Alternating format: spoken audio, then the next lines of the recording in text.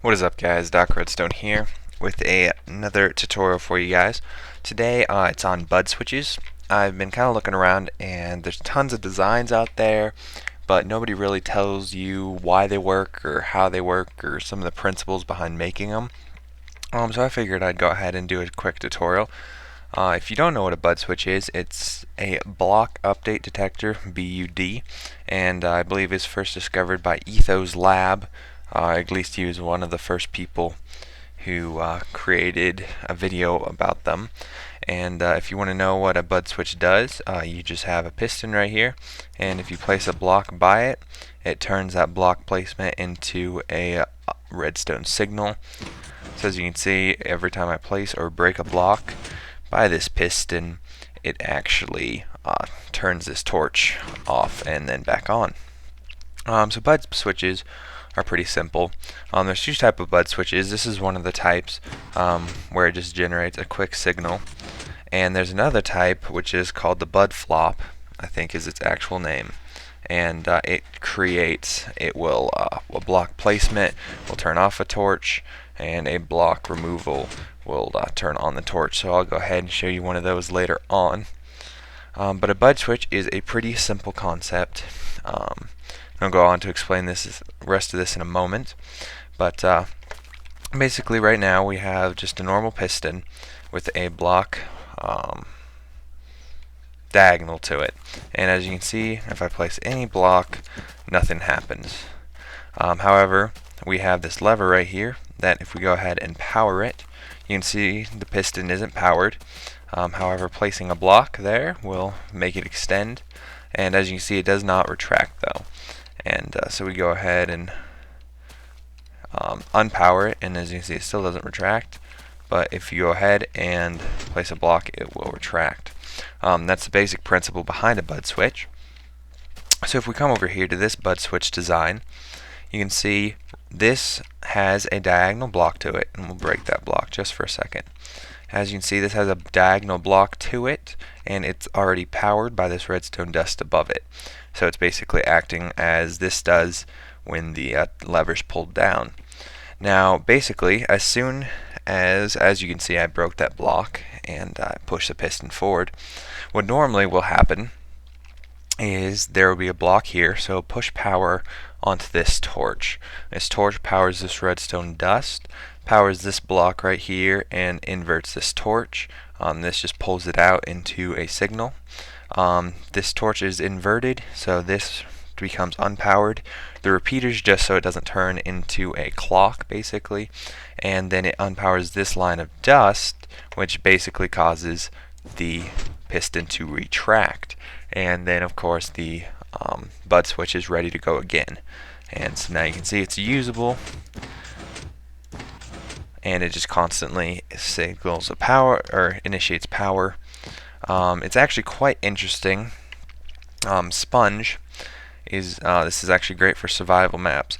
I don't know if it still works, but I believe Sponge has a 5x5. Alright, well, a while back Sponge actually had a 5x5 radius around it. I believe redstone updates can act from a whole block away. So as you can see, placing redstone dust does nothing, but breaking it triggers a block update. This actually can be very useful because we can put a wall here, and say you want a secret entrance that only opens a door when you place redstone dust on the ground, or break redstone dust. So as you can see, you place some redstone dust, nothing happens. Go ahead and break it. That torch inverts even though there's a whole wall here. I believe it works same with repeaters, except repeaters it works upon place. You can change the delay and you can break it. So repeaters actually work the opposite of redstone dust.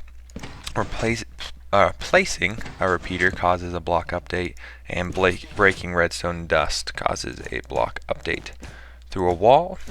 And that's how the normal bud switch works.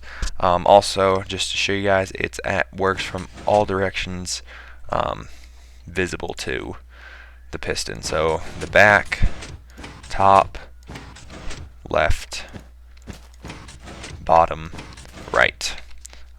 And of course these spots don't work right here.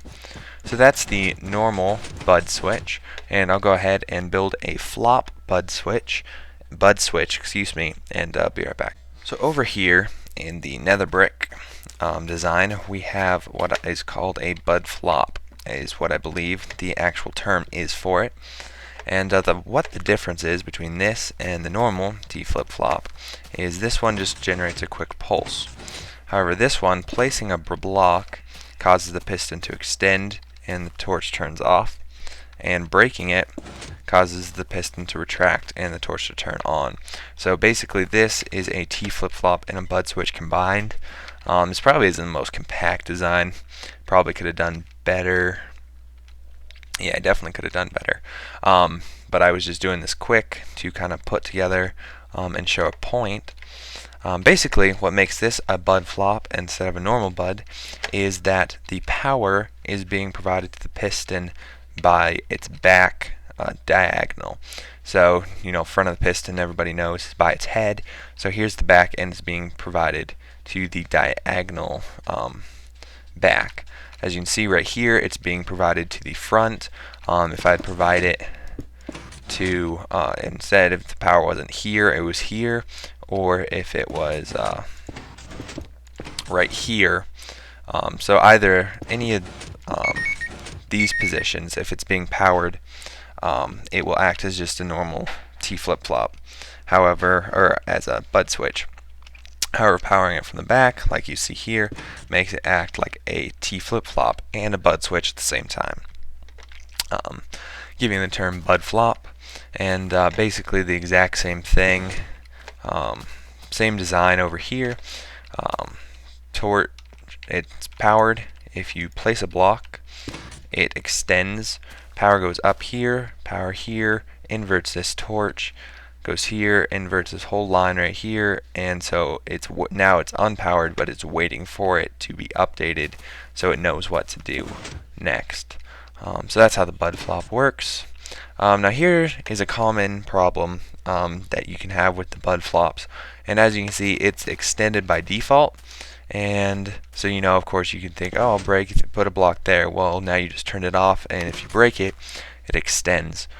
So say you get your bud flop stuck out. If you go ahead and place a block diagonal to it, and place a redstone repeater here, and then you set the redstone repeater to 1 tick, because ticks count as updates to the bud flops.